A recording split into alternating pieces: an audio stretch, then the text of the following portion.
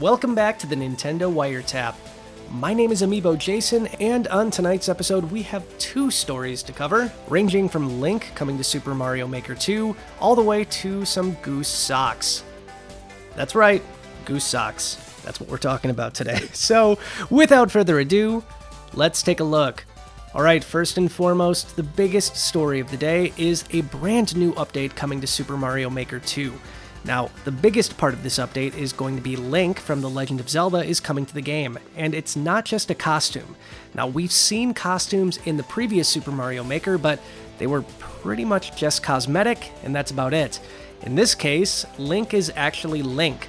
He has a sword, he has bombs, I mean, it's pretty darn amazing, but before we go into too much detail on that one, let's take a very brief look at the other things coming in this version 2.0 update. Alright, real quick, number one, we have Spike being added into the game. That's right, the cute little green guy, Spike. You might have recognized him from Super Mario Party, where he was a playable character for some reason. And of course, he spits out spiky balls. I mean, that's what Spike does.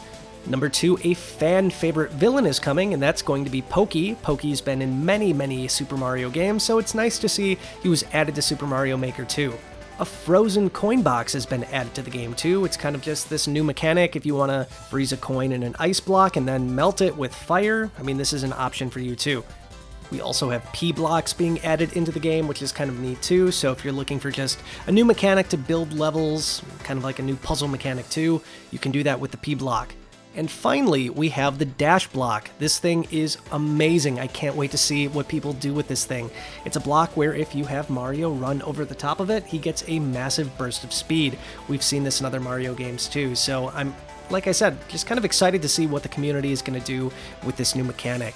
Alright, now on to the big boy here, and that's going to be the Master Sword. The Master Sword is an item that you can put into a block that when Mario touches it, he turns into Link from The Legend of Zelda.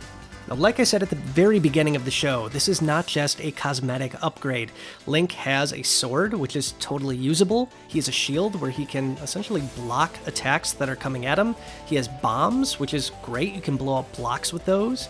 And he even has his bow and arrow that he can shoot in several different directions. This is really kind of a godsend. Now, since Super Mario Maker came out all the way back on the Wii U, one of the biggest things I've wanted since then was a Super Zelda Maker. I would love the ability to create my own dungeons in my own unique Zelda world, but I think this is the closest we're going to get to it. This is absolutely amazing. I cannot wait to see what kind of stages people make with Link. It's going to be one of these things that there's going to be things I can't even comprehend at this point. People are so incredibly creative with Super Mario Maker, so expect some really cool stuff very soon. Alright, now if you want to play with all of these new amazing things, you have very little time to wait, as this latest update drops on December 5th, so only 3 days away. Not too bad. So what do you guys think about this update? Are you excited about all of these mechanics? Are you as excited as I am for Link being in this game? Let me know your thoughts on this one in the comments down below. Alright, and finally today, we have a look at some brand new Goose Game socks coming out very soon. Are they socks, or are they a puppet? Maybe they're both? I mean, either way, I'm definitely going to pick these things up. Now, Goose Game was one of these games that I did not expect to get cult status so quickly, but people are absolutely obsessed with this game, myself included, and what better way to show your love than a pair of goose socks? That's right, the good folks behind the game Goose Game, House, have announced they are coming out with some amazing Goose Game-inspired socks. Now, of course, you don't have to wear these on your feet. It's totally acceptable to put these on your hands and pretend you're a goose and chase your family around. I mean, what better way to show them you love them so much than annoying them like an annoying goose? But there you go. At this point, we're expecting these to drop at some point later this week, according to a tweet from House. But stay tuned. We'll let you know as soon as these bad boys go up for pre-order. Alright, real quick, before we end today, I did just want to mention that we are about 600 subscribers away from 100,000. Now, I know a lot of you have been with us for a very long time, and I want to thank you for supporting the Nintendo Wiretap and Nintendo Wire. We've been doing this for about 5 years now, and your support means so much to me. You have no idea.